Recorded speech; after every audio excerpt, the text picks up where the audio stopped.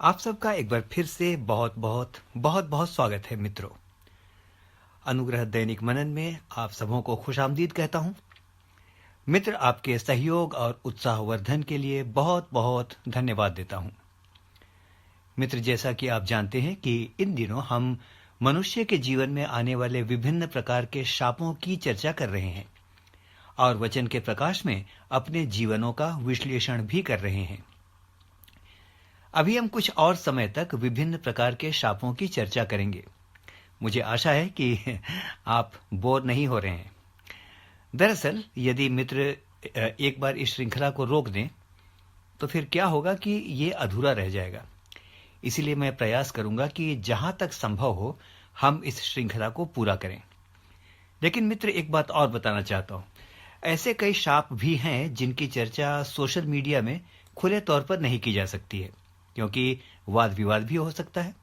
इसलिए सारांश में समझ लीजिए कि परमेश्वर की 10 आज्ञाओं में से किसी एक का भी उल्लंघन या जो भी बात परमेश्वर को अप्रसन्न करे वह शाप को हमारे जीवनों में लाता है। बहुत विशेष निवेदन है कि कृपया आप मेरे लिए निरंतर प्रार्थना जरूर कीजिए। तो चलिए मित्रों, आज एक और शाप की चर्चा करते हैं जो हमारे जीवनों में समय के साथ साथ भारी समस्याओं को लेकर आता है।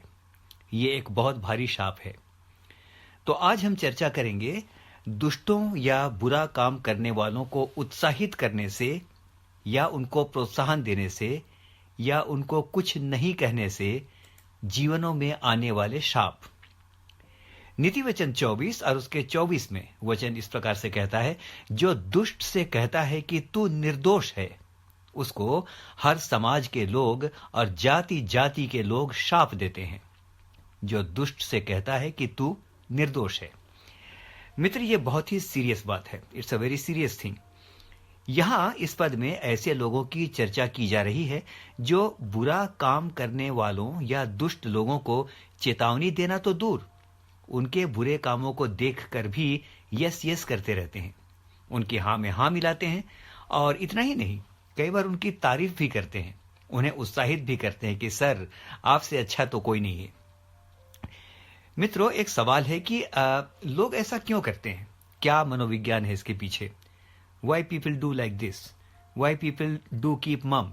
वो क्यों शांत रहते हैं? ऐसा क्यों करते हैं? आइए इसके मनोविज्ञान को देखते हैं। लोग क्यों, सवाल ये था, लोग क्यों बुरा काम करने वालों को, अन्याय करने वालों को, अधर्म करने वालों को कुछ नहीं कहते? क्या मनोविज्ञान है? तो मित्र, इस बात के कई कारण हो सकते हैं, लेकिन एक बहुत बड़ा कारण यह है कि लोग ऐसे लोगों से डरते हैं। ओके, डरते हैं कि कहीं अगला बुरा ना मान जाए, कहीं झगड़ा ना हो जाए, कहीं संबंध खराब ना हो जाए, क्योंकि यदि संबंध खराब हो जाए तो भाई हमारा काम कैसे निकलेगा? हमारा काम तो वही करेगा ना। तो इसलिए चुप ही रहते हैं इत्यादि। इस तरह के कई कारण हो सकते हैं। एक मनोवैज्ञानिक कारण यह भी हो सकता है कि लोगों को यह लगता है, भाई देखो, बुरा कर रहा है तो किसी और के साथ कर रहा है ना, मेरे साथ तो नहीं कर रहा है, मुझे क्या मतलब? या अगर यहां की भाषा में कहें तो मुझे बड़ा अच्छा लगता है ऐसा बोलना, मैनू की, है ना, मुझे क्या मतलब।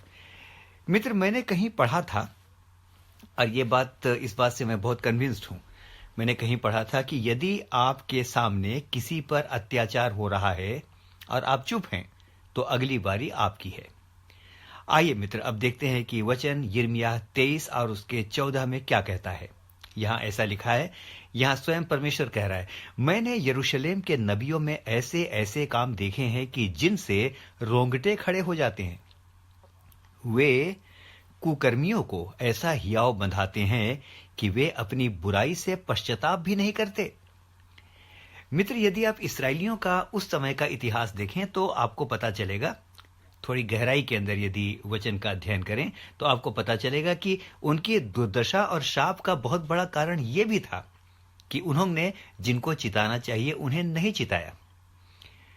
तो मित्र, ये बहुत जरूरी है कि हम अपने व्यवहार, विचार और आचरण से ऐसा कुछ ना करें जिसके द्वारा कुछ भी गलत काम करने वालों को प्रोत्साहन मिलता हो। मैं यहां ये बिल्कुल नहीं कह रहा हूं कि आप जाइए और ऐसे इंसान पर डंडा लेकर टूट पड़िए। मैं ये नहीं कह रहा हूं कि जाकर ऐसे इंसान पर टूट पड़ें, खूब बुरा भला कहें और कठोर शब्दों का इस्तेमाल करें।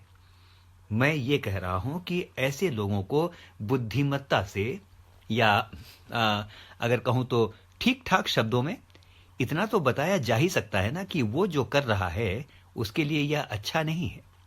हम कह सकते हैं कि एक हितैषी की हैसियत से, एक मित्र की हैसियत से, अच्छा चाहने वाले दोस्त की हैसियत से मैं ये बात कह रहा हूं। ऐसा तो हम कह ही सकते हैं ना। हो सकता है मित्र कि आपकी बात उसे बुरी भी लगे, मुझे ऐसा बोल दिया। लेकिन मित्र, एक बात बहुत पक्की है, सुनिएगा।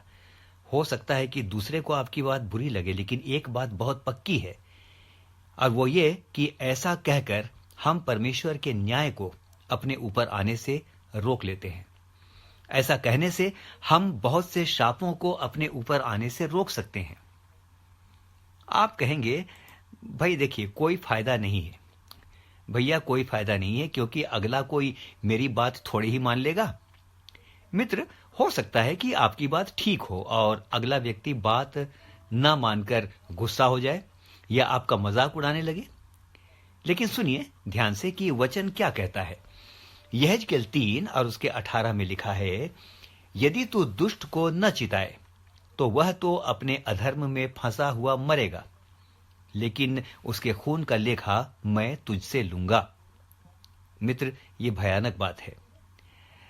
होता यह है कि अन्याय करने वाला, अधर्म करने वाला यदि किसी के विरोध में काम करता है और यदि हम उस व्यक्ति को कुछ ना कहें तो उस अधर्म के लिए, उस शोषण के लिए हम भी जिम्मेवार हैं और पीड़ित व्यक्ति की आह निश्चय हमें लगती है। आप कहेंगे, हम क्यों कहें, हम तो चुप रहेंगे। लेकिन मेरे मित्र, चुप रहना भी एक प्रकार की स्वीकृति है। संस्कृत के एक श्लोक को मैं याद करता हूं और वो श्लोक कुछ इस प्रकार से है, मौनः स्वीकृति लक्षणम। यानी यदि हम मौन रहते हैं तो यह भी स्वीकृति का या स्वीकार करने का लक्षण है। नीति वचन 28 और उसके 25 में देखिए क्या लिखा है। यहां एक बड़ी मजेदार बात लिखी है। नीति वचन 28 का 25 वहां लिखा है, जो लोग दुष्ट को डांटते हैं उनका भला होता है और उत्तम से उत्तम आशीर्वाद उन पर आता है। मित्र, यहां पर डांटने से मतलब कड़वी बात बोलना नहीं है। डांटने से अर्थ प्रेम से समझाना भी तो हो सकता है। मित्र, हो सकता है कि आपका समझाना या डांटना उस व्यक्ति के लिए आशीष का कारण बन जाए। हम क्यों मानकर चलें कि अगला हमारी सुनेगा ही नहीं। आप अपना काम करें, हम अपना काम करें और परमेश्वर को अपना काम करने दें। सच है कि हम शायद किसी को बदल नहीं सकते हैं। ओके, हो सकता है, यह सच भी हो सकता है कि शायद हम किसी को बदल नहीं सकते हैं, लेकिन मित्र, खुद को तो जरूर बदल सकते हैं ना। खुद को तो बदल ही सकते हैं कि जो हमारी चुप रहने की आदत है उसे छोड़कर हम जरूर कुछ कहें ऐसे व्यक्ति को, या टोकें, डिसेंटली टोकें।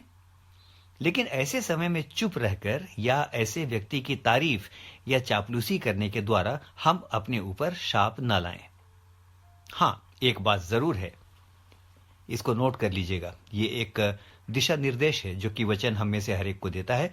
एक बात जरूर है, सुनिए, ऐसे व्यक्तियों को बार बार नहीं टोकना चाहिए। बार बार मत पीछे पड़ जाइए। तीतुस 3:10 में स्पष्ट रूप से एक मार्गदर्शन हमें मिलता है।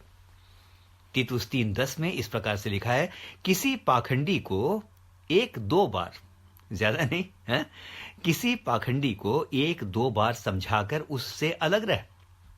मित्र, कोई बुरा मान जाएगा, यह थोड़ा सस्ता सौदा है।